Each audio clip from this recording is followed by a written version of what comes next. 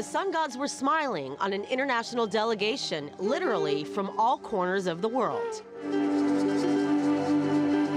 Climbing to new heights on Mount Megiddo, known as one of the lowest places on Earth spiritually. The ancient Greeks called Mount Megiddo Armageddon. That is why it is believed that this is a symbolic location of Armageddon. The book of Revelations in the Old Testament says that it is here that all of the dark forces and dark armies will wage war on the glory and light force of God. That is why this very special group is here to try to eliminate that forever.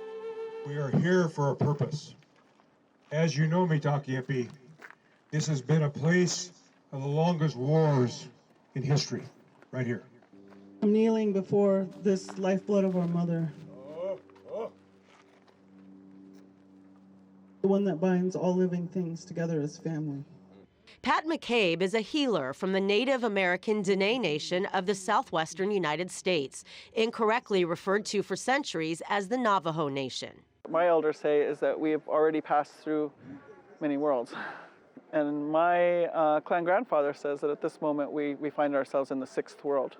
We lost one of our worlds, for instance, because men and women believed they could live separately from each other. And so that world, we lost that world eventually to a flood. The West. Pat embodies Mother Earth to bring the sacred hoop of life back into balance. I acknowledge all of those waters to the north. Spiritual leaders from all different faiths visited several locations along the Jordan Valley as part of EcoPeace's environmental mission to regenerate our most precious natural resource, which knows no borders. It's an interconnected world. That's the message we bring home. Cooperation on environmental issues is not a privilege, it's a necessity. The theme of EcoPeace focused on water, and in particularly the Jordan River, a river holy to half of humanity.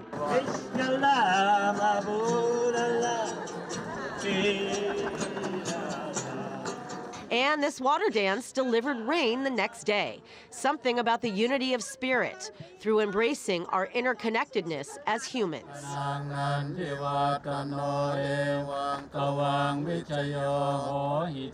Tibetan monks, native Australian Aboriginals, Ghana reggae star and UN Environmental Goodwill Ambassador Rocky Duwani, and the Vatican's Ecology and Care of Creation representative were among the over 100 people on the Holy Land Living Water trip. In spite of everything, this desert blooming because people are coming together and religions are coming together, and I think the Holy Land can send a very powerful message, and in this revolution of love, of healing, of tenderness towards one another, towards the earth, can begin here. Even Ethiopia's Prince Ermias Selassie connected with his ancestral homeland for the first time. He's the grandson of Emperor Haile Selassie, known as the Rastafari. His family is believed to descend from the royal bloodline of King Solomon and ancient Ethiopian Queen Sheba.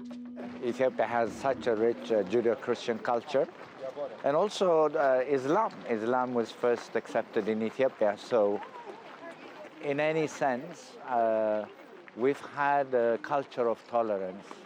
And I believe the world needs it today more than ever, so we also need it back home.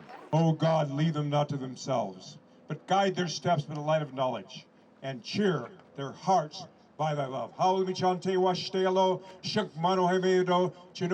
Everyone in this group got to hold the spiritual staff and proclaim loudly their intentions for the future. Truth.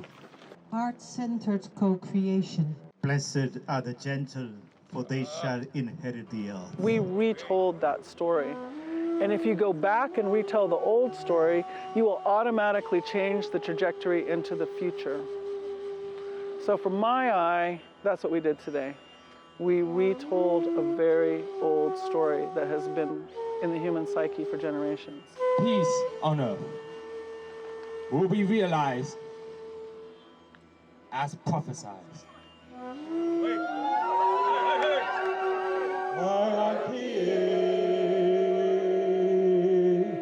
In Mount Megiddo, Emily Francis, I-24 News. you.